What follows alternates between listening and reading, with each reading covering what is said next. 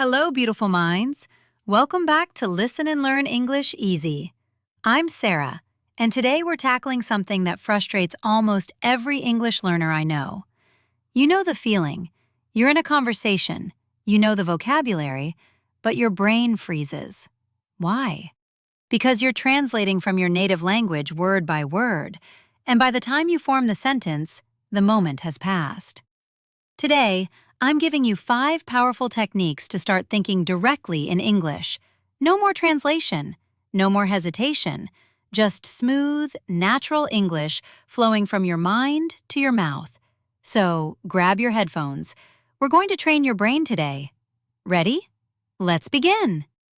The translation trap. First, let's understand why translation is so addictive and why it's holding you back. When you learn English, your brain creates a bridge. You see apple, you think of the word in your language, then you say apple. That's 2 steps. But native speakers? They see the apple and say apple. 1 step. Every time you translate, you create a traffic jam in your brain. The goal today is to build a direct highway from thought to English. Here's the truth. You don't need more vocabulary. You need a different pathway. Let's start building that highway right now. Technique 1. The name game. Technique 1 is called the name game. It's simple but incredibly powerful. Look around your room right now. Don't think about these objects in your language. Just say their English names immediately. No translation, just the word. Let me guide you. I'll pause. You shadow me. Desk, window, computer, coffee. Good. Now let's make it harder. Don't just name them, describe them in simple English. The desk is brown. The window is open. The coffee is hot. Feel that? You're not translating, you're seeing and speaking. That's thinking in English. Try this tomorrow morning. When you wake up, spend 2 minutes naming everything around you. Don't judge your pronunciation. Just build the habit of direct connection. Let's practice one more round. Imagine you're in your kitchen. The refrigerator is white. I need a plate. The water is cold. Excellent. That's your first highway lane opened. Technique 2. Inner commentary. Technique 2. Become your own English narrator. Native speakers have a voice in their head that comments on life in real time. I'm tired. That car is fast. I need to buy milk. You need that voice too, but in English. Start with simple actions. As you do something today, say it in your head in English. Not your language, English only. Listen to these examples, then we'll practice together. I am picking up my phone. I am opening the door. I am walking to the kitchen. Now you try. Imagine you're making tea. Shadow after me. I am boiling water. I am waiting for the tea. The water is hot now. It feels silly at first, I know, but you're training your brain to produce English without a script. You're becoming the writer and the speaker at the same time. Start with 5 minutes a day. Inner commentary while you brush your teeth, while you cook, while you walk. Your thoughts create your fluency. Technique 3. Rapid-fire responses. Here's where we speed things up. Technique 3. Rapid-fire responses. In real conversations, you have about half a second to react. If you're translating, you miss the rhythm. So we need to train automatic responses. I'm going to ask simple questions. Don't think, just answer. Out loud. Immediately. Even if your answer is just one word. Ready? Let's shadow. What color is the sky? Blue. Do you like coffee? Yes or no. What time do you wake up? 7 o'clock. Good. Now let's add one more word. How's the weather today? It's sunny. Are you hungry right now? A little bit. What did you eat for breakfast? I ate bread. The goal isn't perfect grammar. The goal is speed. You're teaching your brain that English can be instant. No dictionary, no translation app. Just you and the words. Practice with a friend or record yourself. Ask simple questions Answer in 1 second. Speed builds confidence.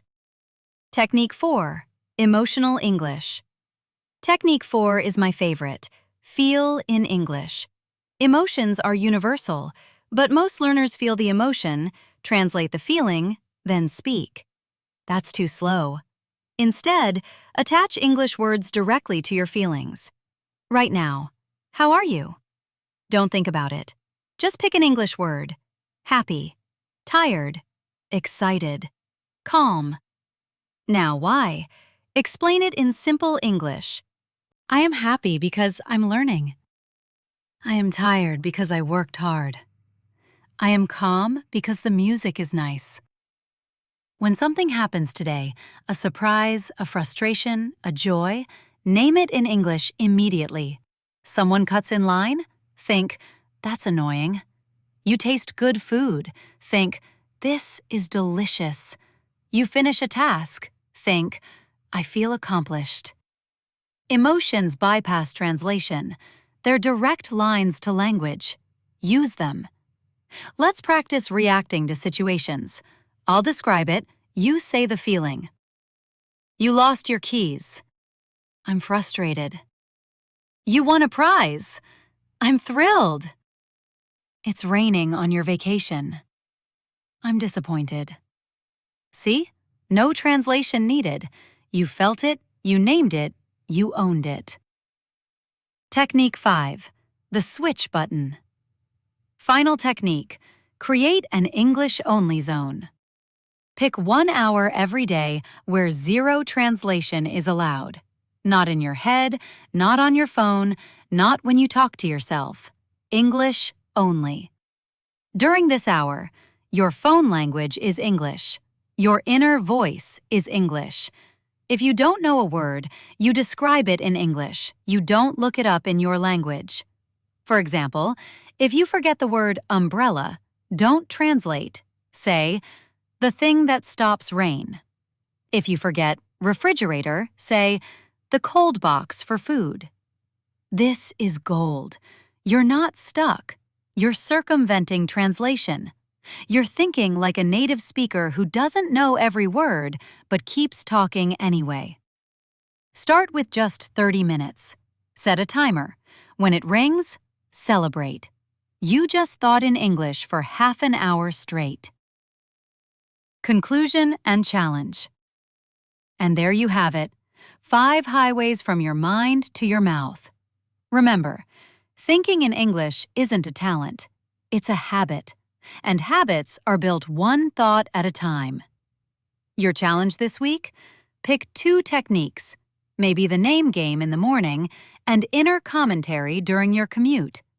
Do them daily for 7 days. I promise you, by day 3, you'll feel the shift. Words will come faster. Conversations will feel lighter. You'll stop being a translator and start being a speaker.